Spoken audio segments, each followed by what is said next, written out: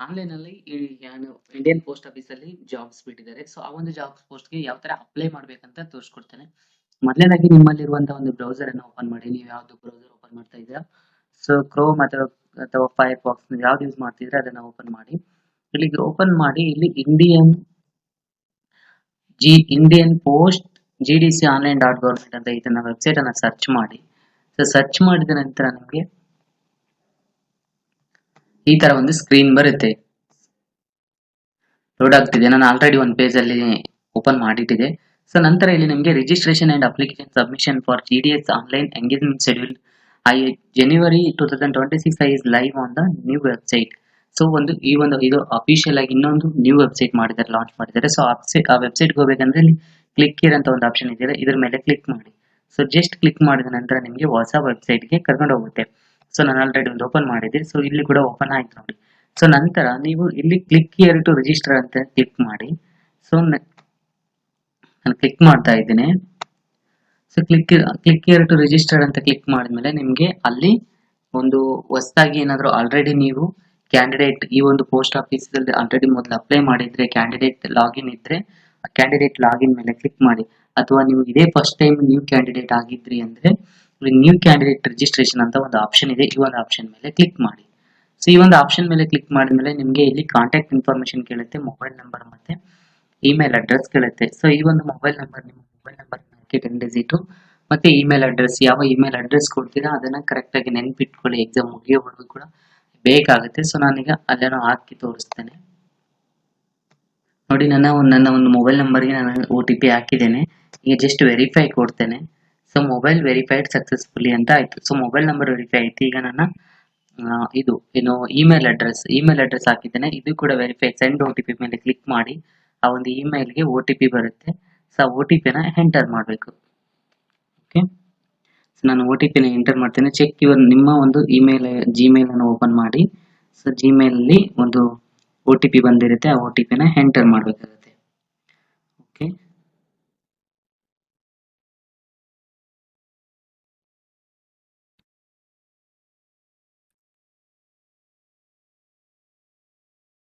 So ನೋಡಿ just OTP ನ ಬಂದಿದೆ, ಎಂಟರ್ ಮಾಡಿ ವೆರಿಫೈ ಕೊಡ್ತಾ ಇದ್ದೀನಿ. ನೋಡಿ email verified successfully. So next ಏನ್ ಮಾಡ್ಬೇಕು, ಇಲ್ಲಿ ನೆಕ್ಸ್ಟ್ ಅಂತ ಆಪ್ಷನ್ ಇದೆಯಲ್ಲ, ಈ ಒಂದು ನೆಕ್ಸ್ಟ್ ಮೇಲೆ ಕ್ಲಿಕ್ ಮಾಡಿ. ಸೊ ಕ್ಲಿಕ್ ಮಾಡಿದ ನಂತರ ನಿಮಗೆ ಇಲ್ಲಿ GDS ಆನ್ಲೈನ್ ಎಂಗೇಜ್ಮೆಂಟ್ ಅಂತ ಈ ತರ ಒಂದು ಆಪ್ಷನ್ ಬಂದಿದೆಯಲ್ಲ, ಇಲ್ಲಿ ಕೆಳಗಡೆ ಬೇಸಿಕ್ ಡೀಟೇಲ್ಸ್ ಅಂದ್ರೆ ಯಾವ ಕ್ಯಾಂಡಿಡೇಟ್ ಬೇಸಿಕ್ ಡೀಟೇಲ್ಸ್ ಅನ್ನ ಅಪ್ಲೈ ಮಾಡಬೇಕಾಗುತ್ತೆ. ಇಲ್ಲಿ candidate name hockey, next candidate date of birth ಅಂದ್ರೆ ಸ್ಟೂಡೆಂಟ್ ಯಾರು ಅಪ್ಲೈ ಮಾಡ್ತಾ ಇದ್ದಾರೆ ಈ ಒಂದು ಜಾಬ್ಗೆ ಅವರ ನೇಮ್ ಮತ್ತೆ ಡೇಟ್ ಆಫ್ ಬರ್ತ್. ಇಲ್ಲಿ ಜೆಂಡರ್ ಅನ್ನ ಸೆಲೆಕ್ಟ್ ಮಾಡ್ಕೋಬೇಕಾಗುತ್ತೆ, ಮೇಲ್ female, transgender male and transgender female. Next ಆ ಸ್ಟೂಡೆಂಟ್ ಅಥವಾ ಕ್ಯಾಂಡಿಡೇಟ್ ತಂದೆ ಅಥವಾ ಗಾರ್ಡಿಯನ್, ತಂದೆ ತಾಯಿ ಅಥವಾ ಗಾರ್ಡಿಯನ್ ಇದ್ರೆ ಗಾರ್ಡಿಯನ್ ನೇಮ್ ಹಾಕಿ, ಇಲ್ಲ ತಂದೆ ಹೆಸರು ಹಾಕಿ. ನೆಕ್ಸ್ಟ್ ಮದರ್ ನೇಮ್, ಇಲ್ಲಿ ಏನಿದೆ ನೋಡಿ, as per secondary school certificate ಅಂದ್ರೆ ಆ ಒಂದು SLC ಸರ್ಟಿಫಿಕೇಟ್ ಅಲ್ಲಿ ಯಾವ ತರ ಅವರ ತಂದೆ ಹೆಸರಿದೆ ಅದೇ ತರ ಅಪ್ಲೈ ಮಾಡ್ಬೇಕು. ಇಲ್ಲಿ ಕೂಡ ಅಷ್ಟೇ, SLC ಸರ್ಟಿಫಿಕೇಟ್ ಅಲ್ಲಿ ತಾಯಿ ಹೆಸರು ಯಾವ ತರ ಇದೆ ಅದೇ ತರ ಅಪ್ಲೈ ಮಾಡಬೇಕಾಗುತ್ತೆ. ಕಮ್ಯುನಿಟಿ ಇಲ್ಲಿದೆ, ಕಮ್ಯುನಿಟಿ ಇಲ್ಲಿ ನಿಮ್ಮ ಯಾವ್ದು ಬರುತ್ತೆ, ಜೆಂಡರ್, OBC ಮತ್ತೆ SC ST EWC, ಇಲ್ಲಿ ನಿಮ್ಮ ಕಮ್ಯುನಿಟಿ ಯಾವ್ದು ಬರುತ್ತೆ ಅದನ್ನ ಸೆಲೆಕ್ಟ್ ಮಾಡಿ ನೆಕ್ಸ್ಟ್ ಕಂಪ್ಲೀಟ್ ರಿಜಿಸ್ಟ್ರೇಷನ್ ಮೇಲೆ ಕ್ಲಿಕ್ ಮಾಡಬೇಕು. ಸೊ ನಾನು ಈಗ ಇದನ್ನೆಲ್ಲ ಫಿಲ್ ಮಾಡಿ ನಿಮಗೆ ಕಂಪ್ಲೀಟ್ ಮೇಲೆ ಕ್ಲಿಕ್ ಮಾಡಿ ತೋರಿಸ್ತೇನೆ ನೋಡಿ. ನಾನು ಎಲ್ಲಾನು ಫಿಲ್ ಮಾಡಿದ್ದೇನೆ. ಸೊ ಫಿಲ್ ಮಾಡಿ ಈಗ ಸಬ್ಮಿಟ್ ಕಂಪ್ಲೀಟ್ ರಿಜಿಸ್ಟ್ರೇಷನ್ ಮೇಲೆ ಕ್ಲಿಕ್ ಮಾಡ್ತಾ ಇದ್ದೀನಿ. ಸೊ ನಂತರ ನಿಮಗೆ ಇಲ್ಲಿ ಕಂಪ್ಲೀಟ್ ರಿಜಿಸ್ಟ್ರೇಷನ್ ವೆರಿಫೈ ಮಾಡುತ್ತೆ. So under process, your registration has been initiated successfully. Your registration number and password will be sent to your registered mobile number within 10 minutes. So if you do not receive them within this time, please re-register. In case of failure, a notification will be sent to your registered email ID. ನೋಡಿ, ನಾವೀಗ ಈ ಒಂದು details apply ಮಾಡಿದ ಮೇಲೆ ಅವರು 10 minutes ಅಲ್ಲಿ, ನಮ್ಗೆ ಈಗ ಆಲ್ರೆಡಿ ಮೆಸೇಜ್ ಬಂತು. ಸೊ ನಿಮ್ಗೆ ಏನಾದ್ರು 10 ನಿಮಿಷದಲ್ಲಿ ಮೆಸೇಜ್ ಬರಲಿಲ್ಲ ಅವ್ರು ಕೊಟ್ಟಿರೋ ಟೈಮ್ ಅಲ್ಲಿ ಅಂದ್ರೆ ಏನು ವರಿ ಮಾಡ್ಕೋಬೇಡಿ. If you do not receive them within this time ಅಂದ್ರೆ ಈ ಟೈಮ್ ಅಲ್ಲಿ ನೀವು ರಿಸೀವ್ ಮಾಡ್ಕೊಳ್ಳಿಲ್ಲ ಅಂದ್ರೆ please registered. In case of failure ಅಂದ್ರೆ ಮತ್ತೊಂದ್ಸಲ ಹೋಗಿ ರಿಜಿಸ್ಟರ್ ಮಾಡಬೇಕು. So notification will be send to the your registered email ID ಅಂದ್ರೆ ನಾವು ಕೊಟ್ಟಿರುವಂತ ಇಮೇಲ್ ಐಡಿಗೆ ನೋಟಿಫಿಕೇಶನ್ ಬರುತ್ತೆ. ಓಕೆ, ಸೊ ನನಗೆ ಈಗ ಆಲ್ರೆಡಿ ಬಂದಿದೆ, ಡೀಟೇಲ್ಸ್ ಎಲ್ಲ ಬಂದಿದೆ. ನಾನು ಓಕೆ ಕ್ಲಿಕ್ ಮಾಡ್ತಾ ಇದ್ದೇನೆ. ಸೊ ಕ್ಲಿಕ್ ಮಾಡಿದ ನಂತರ ಇಲ್ಲಿ ಕ್ಯಾಂಡಿಡೇಟ್ ಲಾಗಿನ್ ಅಂತ ಇದೆ. ಸೊ ಈ ಒಂದು ಕ್ಯಾಂಡಿಡೇಟ್ ಲಾಗಿನ್ ಮೇಲೆ ಕ್ಲಿಕ್ ಮಾಡಿ.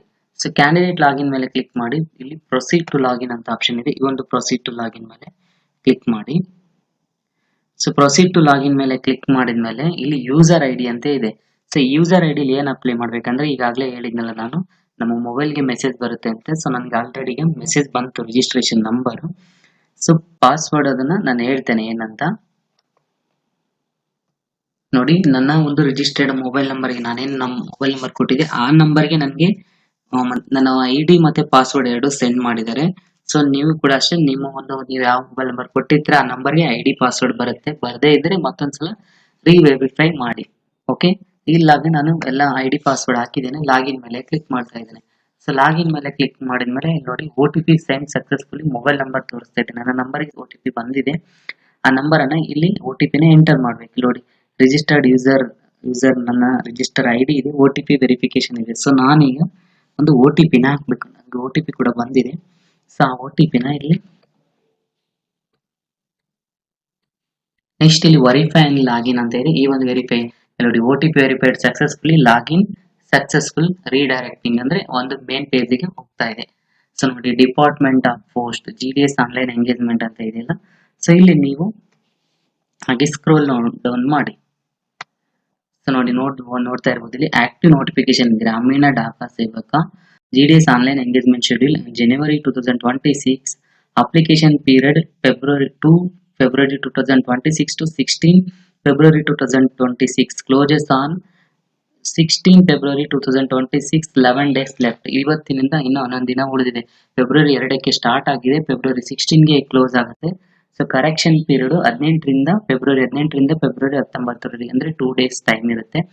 ಸೊ ನೋಡಿ ಈಗ ನಾವೇನ್ ಮಾಡ್ಬೇಕು, ಈಗ ಅಲ್ಲಿ ನೀವೇನಾದ್ರೂ ನೋಟಿಫಿಕೇಶನ್ ನೋಡ್ಬೇಕಿತ್ತಂದ್ರೆ ವ್ಯೂ ನೋಟಿಫಿಕೇಶನ್ PDF ಅಂತ ಆಪ್ಷನ್ ಇದೆ, ಇಲ್ಲಿ ಹೋಗಿ ಕ್ಲಿಕ್ ಮಾಡ್ಬೋದು. ನಾನೀಗ ಅಪ್ಲೈ ಆನ್ಲೈನ್ ಅಂತ ಈ ಒಂದು ಆಪ್ಷನ್ ಇದೆಯಲ್ಲ, ಈ ಒಂದು ಅಪ್ಲೈ ಮೇಲೆ ಕ್ಲಿಕ್ ಮಾಡ್ತೇನೆ. ಓಕೆ, ಅಥವಾ ಇಲ್ಲಿ ಅಪ್ಲೈ ಅಂತ ಇದೆ, ಈ ಒಂದು ಅಪ್ಲೈ ಮೇಲೆ ಏನಾದರೂ ಕ್ಲಿಕ್ ಮಾಡಿ. ಸೊ ನೆಕ್ಸ್ಟ್ ಇಲ್ಲೇನಿದೆ apply for GDS online notification Gramin Dak ಸೇವಕ ಅಂತ ಇದ್ದಲ್ಲಿ ಈ ಒಂದು ಆಪ್ಷನ್ ಮೇಲೆ ಕ್ಲಿಕ್ ಮಾಡಿ. ಸೊ ಈ ಒಂದು ಆಪ್ಷನ್ ಮೇಲೆ ಕ್ಲಿಕ್ ಮಾಡಿದ ನಂತರ ನಿಮಗೆ ಇಲ್ಲಿ ಗ್ರಾಮೀಣ ಡಾಕಾ ಸೇವಕ GDS ಆನ್ಲೈನ್ ಎಂಗೇಜ್ಮೆಂಟ್ ಶೆಡ್ಯೂಲ್ ಅಂತ ಇದೆಯಲ್ಲ, ಈ ಒಂದು ಪೋಸ್ಟ್ ಮೇಲೆ ಇಲ್ಲಿ ಕೆಳಗಡೆ ಕ್ಲಿಕ್ ಮಾಡಿ. ಇಲ್ಲಿ ಪರ್ಸನಲ್ ಡೀಟೇಲ್ಸ್ ಅಂತ ಇದೆ ಇನ್ ಪ್ರೋಗ್ರೆಸ್.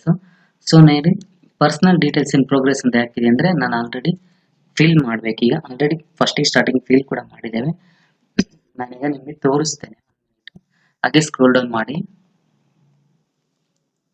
ನೋಡಿ ಪರ್ಸನಲ್ ಡೀಟೇಲ್ಸ್ ಆಲ್ರೆಡಿ ನಾನು ಸ್ಟಾರ್ಟಿಂಗ್ ಅಲ್ಲಿ ಫಿಲ್ ಮಾಡಿದ್ನಲ್ಲ ಅದೇ ಶೋ ಆಗ್ತಾ ಇದೆ.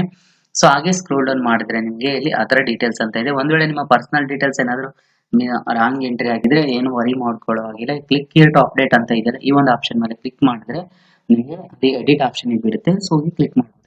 ಸೊ ನಾನೀಗ ಅದರ ಡೀಟೇಲ್ಸ್ ಅನ್ನ ಸೆಲೆಕ್ಟ್ ಮಾಡ್ತಾ ಇದ್ದೇನೆ. ಮ್ಯಾಚುರಲ್ ಸ್ಟೇಟಸ್ ಇದೆ, ಇಲ್ಲಿ ನೀವು ಮದುವೆ ಆಗಿದ್ರೆ ಮ್ಯಾರಿಡ್ ಅಂತ ಹಾಕಿ, ಅಥವಾ ವಿಡೋ ಇದ್ರೆ ವಿಡೋ ಹಾಕಿ, ವಿಡೋ ಇರ್ಬೋದು, ಡೈವರ್ಸ್, ಸಪರೇಟ್, ಸಿಂಗಲ್, ನಿಮಗೆ ಸೂಟಬಲ್ ಆಗುವಂತ ಮ್ಯಾಚುರಲ್ ಸ್ಟೇಟಸ್ ಅನ್ನ ನೀವು ಅಪ್ಲೈ ಮಾಡಿ. ನೆಕ್ಸ್ಟ್ ಇಲ್ಲಿ PWBD ಕ್ಯಾಂಡಿಡೇಟ್ ಆಗಿದ್ರೆ ನೀವು ಅದನ್ನ ಎಸ್ ಇದ್ರೆ ಎಸ್ ಕೊಡಿ, ನೋ ಇದ್ರೆ ನೋ ಸೆಲೆಕ್ಟ್ ಮಾಡಿ. ನೆಕ್ಸ್ಟ್ ಎಂಪ್ಲಾಯ್ಮೆಂಟ್ ಡೀಟೇಲ್ಸ್ ಇದೆ. ಸೊ ನೀವು ಈಗಾಗಲೇ ಆಲ್ರೆಡಿ ಎಂಪ್ಲಾಯ್ಮೆಂಟ್ ಜಾಬ್ ಮಾಡ್ತಾ ಇದ್ರೆ ಎಸ್ ಕೊಡಿ, ಇಲ್ಲದೆ ಇದ್ರೆ ನೋ ಅಂತ ಕ್ಲಿಕ್ ಮಾಡಿ. ಅಡ್ರೆಸ್ ಡೀಟೇಲ್ಸ್ ಅಂತ ಇದೆ. ಈ ಒಂದು ಅಡ್ರೆಸ್ ಡೀಟೇಲ್ಸ್ ಅಲ್ಲಿ ನಿಮ್ಮ ಒಂದು ಅಡ್ರೆಸ್ ಅನ್ನ ನೀವು ಆಧಾರ್ ಕಾರ್ಡ್ ಅಲ್ಲಿ ಇರುವಂತಹ ಅಡ್ರೆಸ್ ಅನ್ನ ಹಾಕಿ, ನಿಮ್ಮ ಪರ್ಮನೆಂಟ್ ಇಲ್ಲಿ ಪ್ರೆಸೆಂಟ್ ಅಡ್ರೆಸ್ ಮತ್ತೆ ಪರ್ಮನೆಂಟ್ ಅಡ್ರೆಸ್ ಅಂತ ಇದೆ, ಈ ಒಂದು ಆಪ್ಷನ್ ಮೇಲೆ ಕ್ಲಿಕ್ ಮಾಡಿ. ಓಕೆ, ಸೊ ಇದನ್ನೆಲ್ಲ ಫಿಲ್ ಮಾಡಿ. ಇಲ್ಲಿ ಏನಿದೆ ಅಡ್ರೆಸ್ ಅಲ್ಲಿ ನಿಮ್ಮ ತಂದೆ ಹೆಸರು, ನಿಮ್ಮ ಊರ ಹೆಸರು, ನಿಮ್ಮ ಪೋಸ್ಟ್, ನಿಮ್ಮ ಊರು ಬರುವಂತ post, taluk, district, pin code ಅನ್ನ ಅಪ್ಲೈ ಮಾಡಿ. ಅಡ್ರೆಸ್ ಅಂದ್ರೆ ಇಷ್ಟೇ ಸಿಂಪಲ್. ನಿಮ್ಮ ಮನೆ ಸರ್ನೇಮ್ ಅನ್ನ ಹಾಕಿ. Okay, present address, pin code ಅನ್ನ ಹಾಕಿ. ನಿಮ್ಮ ಊರಿಗೆ ಬರುವಂತ ಪಿನ್ ಕೋಡ್ ಯಾವ ಪೋಸ್ಟ್ ಏರಿಯಾಗೆ ಬರುತ್ತೆ ಪೋಸ್ಟ್ ಆಫೀಸ್, ಆ ಪಿನ್ ಕೋಡ್ ಅನ್ನ ಹಾಕಿ. ನೆಕ್ಸ್ಟ್ ಪ್ರೆಸೆಂಟ್ ಸಿಟಿ ಅಂದ್ರೆ ನಿಯರೆಸ್ಟ್ ಸಿಟಿ, ತಾಲೂಕು ಹಾಕ್ಬಿಡಿ. ನಿಮ್ಮ ಅಥವಾ ನಿಮ್ಮೂರ ಸಿಟಿ, ಟೌನ್, ಪುರಸಭೆ, ಪಟ್ಟಣ ಇದ್ರೆ ನಿಮ್ಮ ಊರನ್ನ ಹಾಕ್ಬೋದು. ಸ್ಟೇಟ್ ಕರ್ನಾಟಕ, ಡಿಸ್ಟಿಕ್ ನಿಮ್ಮ ಊರು ಬರುವಂತ ಡಿಸ್ಟಿಕ್ ಯಾವ ಡಿಸ್ಟಿಕ್ ಬರುತ್ತೆ ಅದನ್ನ ಸೆಲೆಕ್ಟ್ ಮಾಡಿ.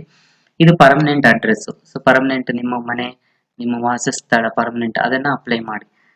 ಆಸ್ ಇಟ್ ಇಸ್ ಸೇಮ್ ಕೊಟ್ಟರು ನಡೆಯುತ್ತೆ. ನಿಮ್ಮ interest depend on your. So ಒಬ್ಬೊಬ್ಬರಿಗೆ ಎರಡೆರಡು ಅಡ್ರೆಸ್ ಇರುತ್ತೆ, ಅದನ್ನು ಕೂಡ ಮೆನ್ಷನ್ ಮಾಡಬಹುದು. ಸೊ ನನಗೆ ಇದನ್ನ ಫಿಲ್ ಮಾಡಿ ನಿಮ್ಗೆ ನೆಕ್ಸ್ಟ್ ಪ್ರೊಸೀಜರ್ ಅನ್ನ ತೋರಿಸ್ತೇನೆ. ಓಕೆ, ಅಡ್ರೆಸ್ ಎಂಟ್ರಿ ಮಾಡುವಾಗ ನೋಡಿ ಅಲ್ಲಿ ಒಂದು ಕ್ರೈಟೇರಿಯಾ ಇದೆ. It should be escaped capital A to Z or small a to Z and 0 to 9 numbers correct ಆಗಿ ಎಂಟ್ರಿ ಮಾಡಿ. ಒಂದು ವೇಳೆ ಅಲ್ಲಿ ತಗೊಳ್ಳಿಲ್ಲ ಅಂದ್ರೆ ಕಮೆಂಟ್ ಸೆಕ್ಷನ್ ಅಲ್ಲಿ ಮೆನ್ಷನ್ ಮಾಡಿ, ಅದಕ್ಕೆ ಎರರ್ ಏನು ಬರುತ್ತೆ ಅಂತ ನಾನು ಹೇಳ್ತೇನೆ.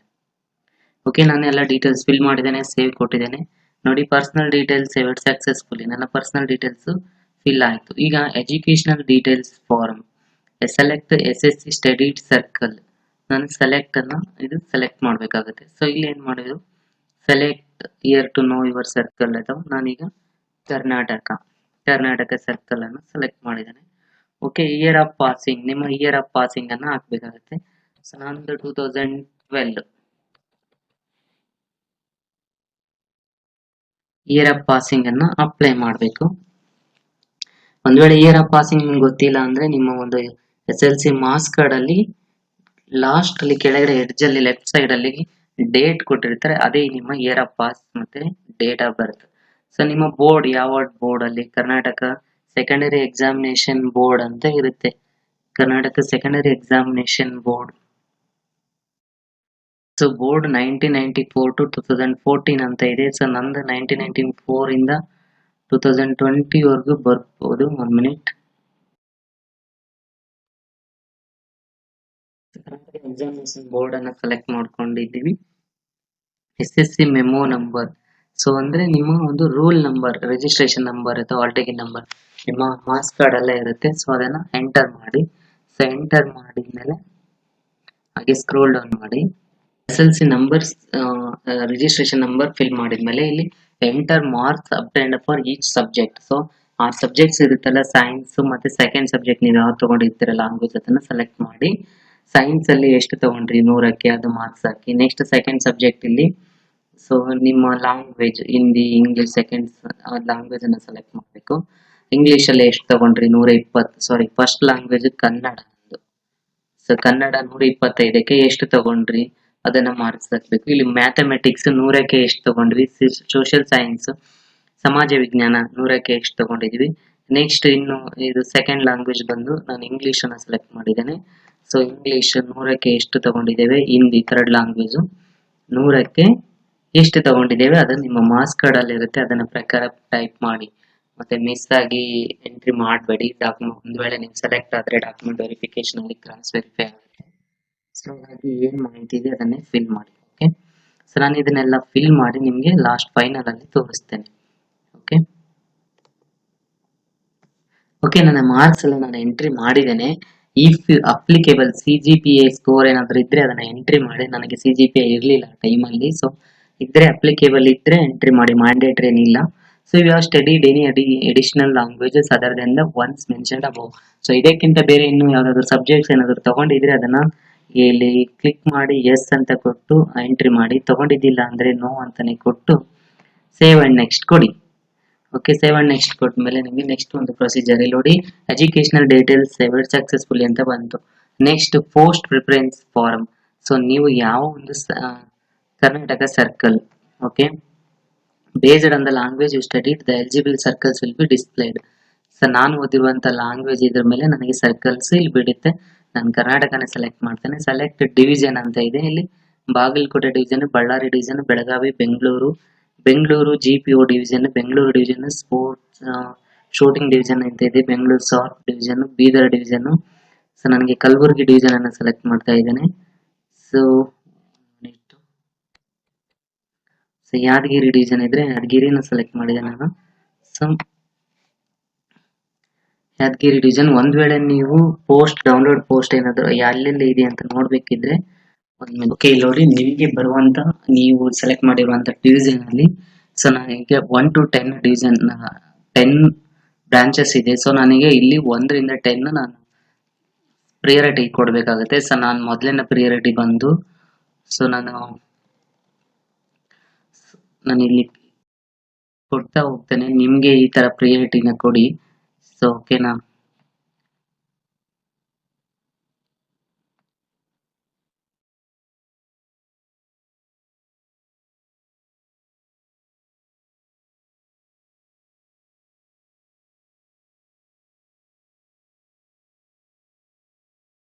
ನೀವು ಇದೇ ತರ ನೀವು ಕೂಡ ಪ್ರಿಯಾರಿಟಿನ ಸೆಲೆಕ್ಟ್ ಮಾಡಿ. ಇಷ್ಟ ಆಯ್ತು, 4 ಆಯ್ತಲ್ಲ.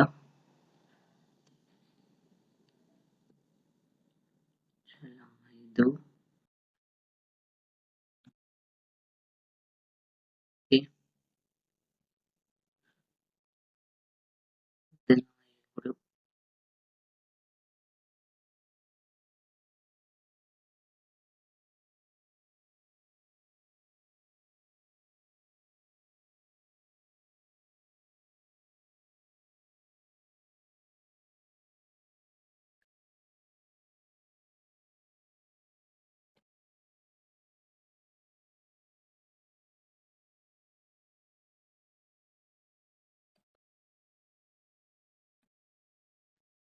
ಪ್ರಿಯಾರಿಟಿನ ಈ ತರ ಕೊಡಿ. ನಿಮ್ಗೆ ನೀವು ಯಾವ ಪೋಸ್ಟ್ ಆಫೀಸ್ ಮೊದಲ ಪ್ರಿಯಾರಿಟಿ ಪ್ರಿಫರೆನ್ಸ್ ಕೊಡ್ತೀರಾ ಫಸ್ಟ್ ಅದನ್ನ ಸೆಲೆಕ್ಟ್ ಮಾಡ್ಕೊಂಡು ಕೊಟ್ಟು ನೀವು ನೆಕ್ಸ್ಟ್ ಅನ್ನ ಕ್ಲಿಕ್ ಮಾಡಿ. ಓಕೆನಾ, ಇಲ್ಲಿ ನಿಮ್ಗೆ ಪ್ರಿಫರೆನ್ಸ್ ಸಮ್ಮರಿ ಇದೆ. ಸೊ ನಾನು ಯಾವ್ದೆಲ್ಲ ಫಸ್ಟ್ ಸೆಕೆಂಡ್ ತಗೊಂಡಿದ್ದೀನಿ ಅಂತ ಪ್ರಿಫರೆನ್ಸ್ ಸಮ್ಮರಿ ಇದೆ, ಅದನ್ನ ನಿಮ್ಗೆ ರೆಫರೆನ್ಸ್ ಬೇಕಾದ್ರೂ ತಗೊಳ್ಳಿ, ಇಲ್ಲಾಂದ್ರೆ ನಿಮ್ಮ ಇದರಲ್ಲಿ ಬಂದಿರುತ್ತೆ. ಓಕೆ, ಅಪ್ಲಿಕೇಶನ್ ಅಲ್ಲಿ. ಓಕೆ, ನೆಕ್ಸ್ಟ್ ಈಗ ನಾನು ಸಬ್ಮಿಟ್ ಅನ್ನ ಸೇವ್ ಅಂಡ್ ನೆಕ್ಸ್ಟ್ ಅನ್ನ ಕೊಡಿ.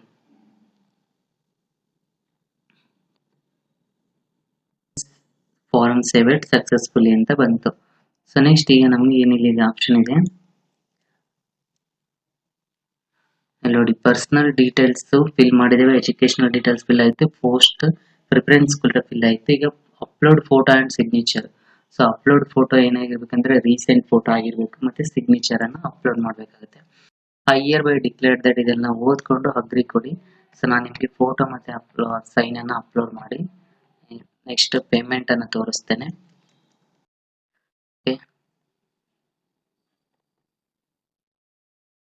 ಓಕೆ, ನಿಮ್ಮ ಫೋಟೋ ಮತ್ತೆ ಸಿಗ್ನೇಚರ್ ಅನ್ನ ಅಪ್ಲೋಡ್ ಮಾಡಬೇಕು. ಸಿಗ್ನೇಚರು 20 KB ಒಳಗಡೆ 20 KB ಮೇಲೆ ಇರಬೇಕು ಸೈಜ್. ಫೋಟೋ ಬಂದು 30 KB ಮೇಲ್ಗಡೆ ಇರಬೇಕು. ಸೊ ಅಟ್ಲೀಸ್ಟ್ 100 KB ಒಳಗಡೆ ಇರಬೇಕು, 30 KB ಮೇಲೆ ಇದ್ರೆ ಮಾತ್ರ ತಗೊಳುತ್ತೆ. ಸ್ವಲ್ಪ ನೋಡ್ಕೊಂಡು ಎಡಿಟ್ ಮಾಡಿ ಅಪ್ಲೋಡ್ ಮಾಡಿ. ಸೊ ನನಗೆ ಆ ಡಾಕ್ಯುಮೆಂಟ್ಸ್ ಅಪ್ಲೋಡ್ ಮಾಡಿದ್ದೇನೆ. ಲಾಸ್ಟ್ ಸ್ಟೆಪ್ ಇದು ಪೇಮೆಂಟ್ ಸ್ಟೆಪ್. ಸೊ ಪೇಮೆಂಟ್ ಅನ್ನ your application is pending due to incomplete payment. Please select payment mode and proceed until the payment is completed. Your application will not be submitted. So payment ಮಾಡೋದ್ರಿಂದ ನಮಗೆ application ತಗೊಳ್ಳೋದಿಲ್ಲ ಅಂತ ಹೇಳ್ತಿದೆ. So ನಾನು by UPI through ಮಾಡ್ತಾ ಇದ್ದೀನಿ. So UPI ಅಂತ select ಮಾಡಿ ಕೆಳಕ್ಕೆ ನೀವು ಕಾರ್ಡ್ ಇದ್ರೆ ಕಾರ್ಡ್, ಡೆಬಿಟ್, ನೆಟ್ ಬ್ಯಾಂಕಿಂಗ್ ನೀವು ಯಾವ್ದಾದ್ರು ಯೂಸ್ ಮಾಡ್ಬೋದು. So click here to pay the fees. ನಾನೀಗ UPI ಮುಖಾಂತರ ಪೇಮೆಂಟ್ ಮಾಡ್ತಾ ಇದ್ದೀನಿ. ಓಕೆ, ಸೊ ನಾನೀಗ ಅಲ್ಲಿ ನೆಕ್ಸ್ಟ್ ಏನು UPI ID ಇರುತ್ತೆ, ಆ UPI ID ಹಾಕೊಂಡು ಪೇಮೆಂಟ್ ಅನ್ನ ಮಾಡ್ತೇನೆ. ಓಕೆ, ಲೋಡ್ ಆಗ್ತಾ ಇದೆ, 1 ಮಿನಿಟ್. ಸೊ ಪೇಮೆಂಟ್ ಫೇಲ್ ಆಗಿದೆ.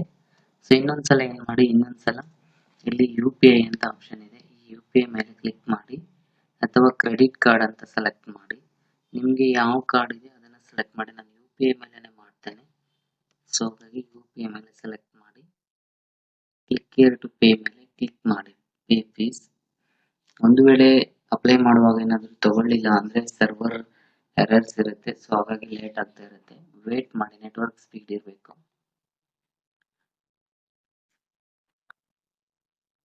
ನನ್ನ ಪೇಮೆಂಟ್ ಕೂಡ ಆಯ್ತು. ಸೊ ಪೇಮೆಂಟ್ ಯಾವ ತರ ಆಯ್ತು ಅಂದ್ರೆ, ನಂದು ವೆಬ್ಸೈಟ್ ಏನಾಗಿದೆ ಅಂದ್ರೆ ಇಲ್ಲಿ ಪಾಪ್ಅಪ್ ವಿಂಡೋ ಬ್ಲಾಕ್ ಆಗಿತ್ತು. ಸೊ ಹಾಗಾಗಿ ಲೇಟ್ ಆಗಿತ್ತು. ಸೊ ಏನಿಲ್ಲ, ನೀವು ಪೇಮೆಂಟ್ ಮೇಲೆ UPI ಮೇಲೆ ಕ್ಲಿಕ್ ಮಾಡಿದಾಗ ನಿಮ್ಗೆಲ್ಲ ನೋಟಿಫಿಕೇಶನ್ ಬರುತ್ತೆ. ಸೊ ಆ ಪಾಪ್ಅಪ್ ವಿಂಡೋ ಮೇಲೆ ಕ್ಲಿಕ್ ಮಾಡಿ, ಅಮೌಂಟ್ 100 ರೂಪಾಯಿ ತೋರಿಸುತ್ತೆ. ಸೊ ಅದ್ರ ಮೇಲೆ ಕ್ಲಿಕ್ ಮಾಡಿದ್ರೆ ಡೈರೆಕ್ಟ್ ನಿಮ್ಮ UPI ID ಕೇಳುತ್ತೆ. ನಿಮ್ಮ PhonePe UPI ID number ಹಾಕಿ, ಸೊ UPI ನಂಬರ್ ಹಾಕಿ ನೆಕ್ಸ್ಟ್ ಪೇ ವ್ಯಾಲಿಡೇಟ್ ಕೊಟ್ರೆ ನಿಮ್ ಡೈರೆಕ್ಟ್ ಫೋನ್ ಪೇ ಹೋಗುತ್ತೆ. ಅದು ಫೋನ್ ಪೇಲಿ ನೋಟಿಫಿಕೇಶನ್ ಬರಲಿರುತ್ತೆ. ಸೊ ಅಲ್ಲಿ ಹೋಗಿ ಪೇ ಮಾಡಿದ್ರೆ ನಿಮಗೆ ಇಲ್ಲಿ ಪೇಮೆಂಟ್ ಸಕ್ಸಸ್ಫುಲ್ ಆಗುತ್ತೆ. ಸೊ ಪೇಮೆಂಟ್ ಸಕ್ಸಸ್ಫುಲ್ ಆದ್ಮೇಲೆ ಇಲ್ಲಿ ನೋಡಿ, your application submitted successfully, your application number ಇದೆ. So you can check the status or download your application PDF from your my application card ಅಂತ ಇಲ್ಲಿ ಹೋಮ್ ಅಲ್ಲಿ ಇರುತ್ತೆ. ಸೊ ಏನಿಲ್ಲ, ನೀವು ಬ್ಯಾಕ್ ಹೋಗ್ಬೋದು, ತೋರಿಸ್ತೇನೆ ನಾನು ನಿಮ್ಗೆ.